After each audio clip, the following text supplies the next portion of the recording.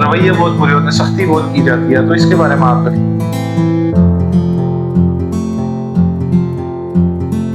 तमाम लोग बड़े प्रोडक्टिव और अच्छी नेचर के मालिक हैं सियालकोट में।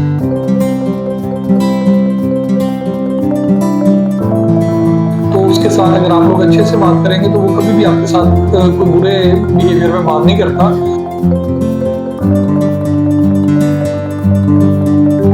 तो इसके पीछे आपकी क्या अमली सोच थी, क्या आपकी एफर्ट थी, किस सोच से आप...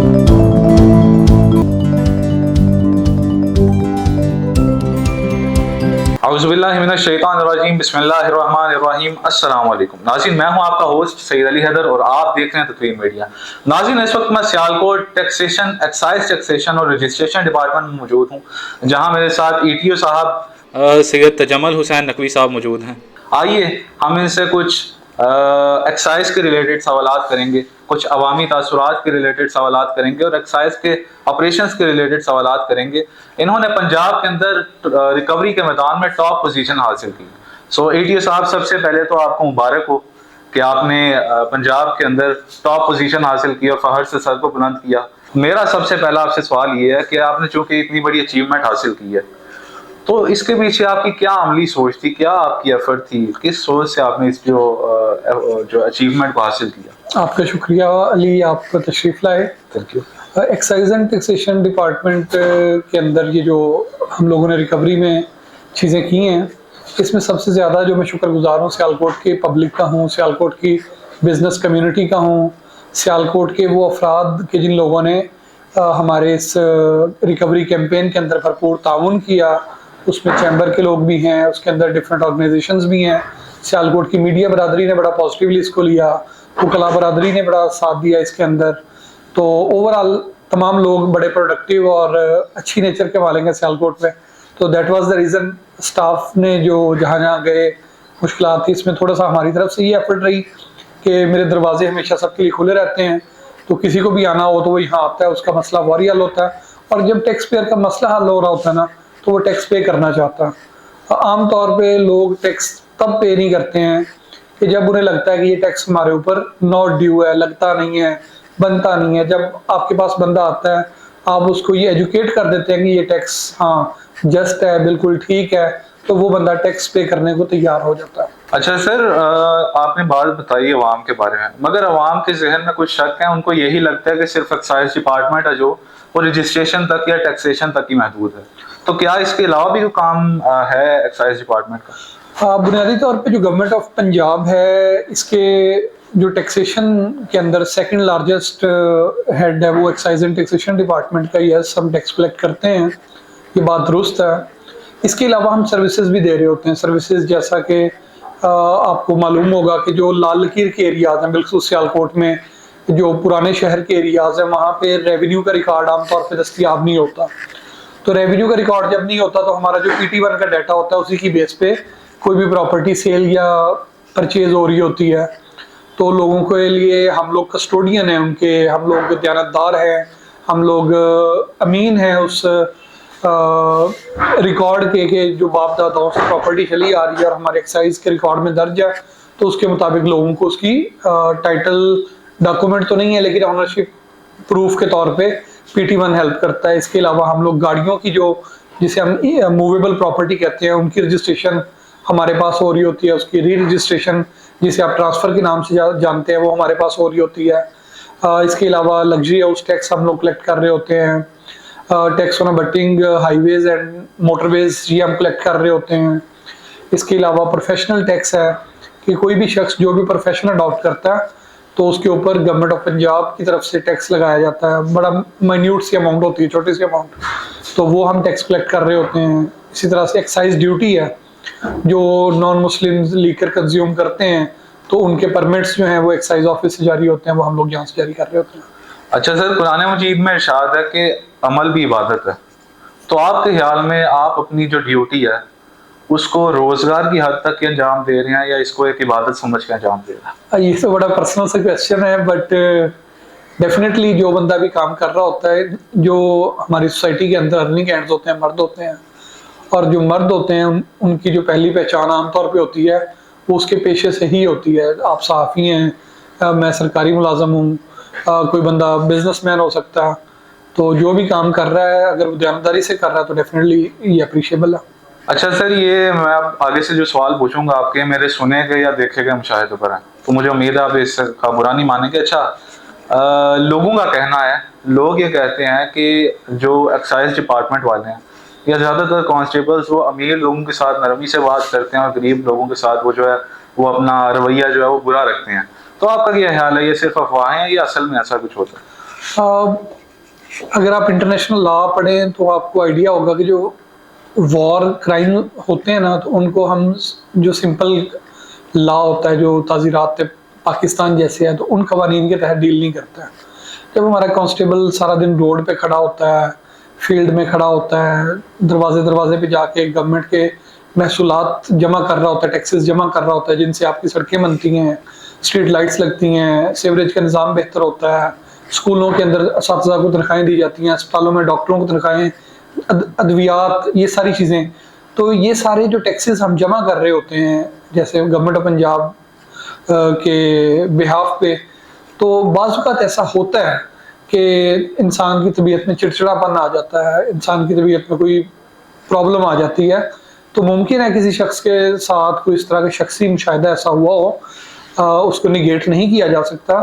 लेकिन उर्फ़ आम में मैं ये समझता हूँ कि जो पंजाब एक्साइज़ है, इसके जो लोग हैं और बिलखसूस सियालकोट में लोगों के साथ बिहेवियर अच्छा ही है। और अगर कोई प्रॉब्लम हो तो मैंने अपने सोशल मीडिया हैंडल जो एक्साइज़ का फेसबुक पेज है सियालकोट का, उस पे भी और इसके अलावा मीडिया के थ्रू भी बार बार कह चुका हूँ कि मेरे डोर हमेशा ओपन है, आप यहाँ पे आए, आपकी सुनवाई होगी। अच्छा सर, आप सिर्फ एक्साइज के रिलेटेड ही काम वगैरह करते हैं या मतलब बाकी जो बुरे काम भी जैसे मंशियात फरोशी और इस तरह के जो बुरे जुर्म उनके मरियम नवाज साहबा जो हमारी चीफ मिनिस्टर हैं, उन्होंने बड़ा अच्छा एक इनिशिएटिव लिया है। कल ही उसका आगाज हुआ है। काउंटर नारकोटिक्स फोर्स, वो एक्साइज एंड टैक्सेशन डिपार्टमेंट के अंदर ही एक स्पेशलाइज्ड फोर्स बनी है। उनके डीजी हमारे डीजी से डिफरेंट है। इससे पहले माजी में 90s में ऐसा था कि एक्साइज डिपार्टमेंट ही मुंशियात को पकड़ता था, लेकिन with the passage of time हमारे पास स्टाफ नहीं था, दीगर चीज़ें नहीं थी, तो अभी इसके ऊपर स्पेशलाइज्ड फोर्स बन गई है। तो excise taxation and narcotics control department पूरा नाम है इस डिपार्टमेंट का। तो उसके हर ज़िले सतह पे थाने भी बन चुके हैं। कल उसकी जो है कमेंसमेंट सेरेमनी भी हो चुकी है। तो मेरा ख्याल है कि इंशाल्लाह उसके बड़े मस्बत असरात नजर आएंगे। हम लोग यहाँ पे सिर्फ एक्साइज और टैक्सेशन से मुतल्लिक मामला देखते हैं। अच्छा सर, ये आपने कभी नॉन कस्टम गाड़ियों के रिलेटेड भी कोई ऑपरेशंस वगैरह किए हैं? हाँ जी, हमारे वीक में 2-3 दिन, ये सिर्फ जुलाई के अंदर रिबेट पीरियड होता है तो टोकन टैक्स ऑपरेशन नहीं हो रहा होता, वरना जब हम टोकन टैक्स कलेक्शन के लिए जा रहे होते हैं तो उसमें नॉन रजिस्टर्ड गाड़ियों को हम पकड़ रहे होते हैं। तो उसमें से कभी कभार ऐसा भी होता है कि नॉन कस्टम गाड़ी आ जाती है, वो फिर हम कस्टम्स के हवाले कर देते हैं। अच्छा सर, लोगों का कहना है कि जब भी कोई ऑपरेशंस वगैरह हो रहे होते हैं या गाड़ियां वगैरह सीज होती हैं तो मतलब रवैये बहुत बुरे होते हैं, सख्ती बहुत की जाती है, तो इसके बारे में आपका क्या कहना है? जो हमारी पब्लिक है उससे मेरी इतनी सी रिक्वेस्ट होगी कि जब आपको रोड पे रोका जाता है तो जो कांस्टेबल है या जो इंस्पेक्टर है या जो वहाँ पे एहलकार खड़ा हुआ है, वो सुबह से धूप में खड़ा है, गर्मी में खड़ा है, धूल में खड़ा है, तो उसके साथ अगर आप लोग अच्छे से बात करेंगे तो वो कभी भी आपके साथ कोई बुरे बिहेवियर में बात नहीं करता। और इवन अगर आप लोग पब्लिक का कोई बंदा बदतमीजी करे तो भी हमारे ऑफिसर को, हमारे कांस्टेबल को, हमारे किसी भी एहलकार को इजाज़त नहीं है कि वो किसी के साथ बुरे तरीके से बात कर सके।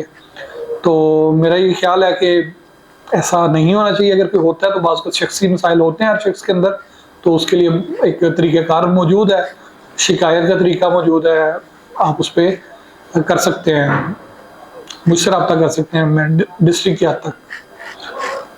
अच्छा सर, इसके अलावा मेरा एक और आपसे सवाल है कि ये जो हमारे जितने भी ऑफिसर्स वगैरह हैं, एक मुआशरे के रिलेटेड सवाल कर रहा हूँ, हमारे जितने भी ऑफिसर्स वगैरह हैं वो लोगों के जहन में बैठा हुआ है। ज़्यादातर लोगों के जहन में जब भी कोई एक्साइज का नाम लिया जाता है या किसी भी कांस्टेबल का नाम लिया जाता है तो उनके जहन में एक ही लफ्ज़ आता है करप्शन का। वो आप बात समझ गए हैं। तो इसके आपका क्या ख्याल है कि इसमें जो हमारे कांस्टेबल है, जो हमारे पुलिस वाले हैं, जो भी है, ये हम कसूरवार हैं या हमारी आवाम कसूरवार है? क्योंकि जब भी कोई उल्टा काम होता है ना तो उनके जहन में आप कह सकते हैं रिश्वत का नाम आता है कि भाई हम पैसे देंगे, ऐसे कोई पैसे चढ़ाएंगे और अपना काम करवा लेंगे। ये मिसकंसेप्शन है। मेरे ख्याल में उल्टा काम करने वाले बच नहीं सकते हैं और अगर कोई ये समझता है कि मैं अपने पैसे की धूस पे, धांधली पे या अपने ताल्लुकात या अपने सोशल स्टेटस की बुनियाद पे कोई अनड्यू फेवर ले लूँगा, तो ऐसा पॉसिबल नहीं होता। पाकिस्तान के अंदर आप निज़ाम इंसाफ के ऊपर हज़ार सवाल उठा सकते हैं, लेकिन अल्टीमेटली कहीं ना कहीं आपको सज़ा ज़रूर मिलती है। सर, आपका अपना एक्साइज डिपार्टमेंट के लिए फ्यूचर का विजन क्या है और बेहतरियां क्या आप इकदाम उठाएंगे? मैं डिस्ट्रिक्ट हेड हूँ, विजन तो ज़रा हमारे हायर अप्स अपने देते हैं, तो हम लोग उसको इम्प्लीमेंट करते हैं। अभी रिसेंटली 1 जनवरी 2025 से जितनी भी रजिस्टर्ड हाउसिंग सोसाइटीज़ हैं, तो उन तक हमारा दायरा वसी हो चुका है। लोकल गवर्नमेंट ऑर्डिनेंस जो है उसमें अमेंडमेंट हो चुकी है। उसकी बुनियाद पे property tax, luxury house tax उन तमाम सोसाइटीज़ पे लग रहा होगा कि जो पहले अर्बन लिमिट से बाहर थी, म्यूनसिपल लिमिट से बाहर थी, तो अब उन पे भी ये टैक्स लागू हो गया, तो हम उसको एक्सपेंड कर रहे होंगे। इसके अलावा हम डीसी रेट पे शिफ्ट हो गए हैं, ट्रांसपेरेंसी आ गई है। मोटर ब्रांच के जितने हमारे फंक्शंस हैं उन सब के अंदर ज़ीरो कैश हैंडलिंग हो गई है। आप सारे अपनी पेमेंट्स जो हैं बैंकिंग ऐप के ज़रिए से, जैस कैश, इजी पैसा या किसी भी जो आपकी ऑनलाइन ऐप है उसके ज़रिए से पे करते हैं। तो आई गेस के ओवरऑल बेहतरी की जानब गामजन है, और हम मज़ीद इसमें अपने बिहेवियर्स के ज़रिए से मज़ीद बेहतरी लाएंगे। अच्छा सर, एंड पे आप मुझे और हमारे नौजवानों को क्या पैगाम देना चाहेंगे? वो नौजवान जो कि इस शोबे में आना चाहते हैं या वैसे भी एक मुआशरे के तौर पर क्या पैगाम देना चाहेंगे आप? कंटिन्यूस स्ट्रगल जो होती है लाइफ के अंदर, ये बड़ी इंपॉर्टेंट होती है। शॉर्टकट्स कभी भी किसी चीज़ का हल नहीं होते। बहुत सारे लोग होते हैं जो हमारे दोस्त अहबाब होते हैं, वो समझते हैं जी एक्साइज में फॉर एग्जांपल कोई काम है तो फलां बंदा हमारा दोस्त है तो काम हो जाएगा। नहीं, लीगल वे हमेशा अडॉप्ट करें और कोशिश करें कि चाहे टाइम लग जाए लेकिन लीगलिटीज़ को पूरा किया जाए। बहुत शुक्रिया सर, आपने हमें अपना कीमती वक्त दिया। आपकी बातों से और आपके बोलने से मुझे इतना तो पता चला है कि एक अच्छी सोच और एक अच्छा टीम वर्क और एक अच्छी लीडरशिप स्किल्स जो है वो एक इदारे को जो है वो मतलब मुस्बत तरीके से चलाया जा सकता है उन तरीकों से। तो नाज़रीन, उम्मीद है कि आपको ये इंटरव्यू पसंद आया होगा, ये शो आपको पसंद आया होगा। जल्द ही इंशाल्लाह एक नए इंटरव्यू के साथ आपकी खिदमत में हाजिर होते हैं। तब तक के लिए दीजिए इजाज़त। अल्लाह हाफिज़।